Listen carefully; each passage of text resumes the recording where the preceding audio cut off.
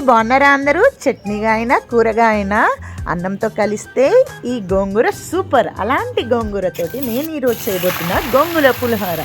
ఎలా చేయాలో చూపిస్తారండి. ఆవాలు, మెంతులు, ఎండుమిర్చి ఫ్రై చేసుకుని పక్కన పెట్టుకుని అదే బాండిలో కొద్దిగా ఆయిల్ పోసుకుని గోంగూర, కొద్దిగా చింతపండు, ఉప్పు, పసుపు, పచ్చిమిర్చి వేసి ఫ్రై చేసుకుని పక్కన పెట్టుకోండి.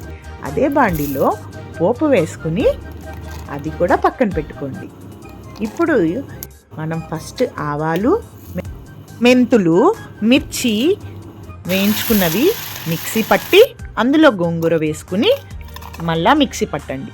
ఆ తర్వాత అన్నంలో ఈ గోంగూర పేస్ట్ని కలిపి పోపు పెట్టుకుని సర్వ్ చేయండి. యమ్మీ టేస్టీ గోంగూర పులిహోర రెడీ. ఈజీగా ఉంది కదా? నచ్చితే లైక్ అండ్ సబ్స్క్రైబ్ చేసుకోవచ్చు కదా.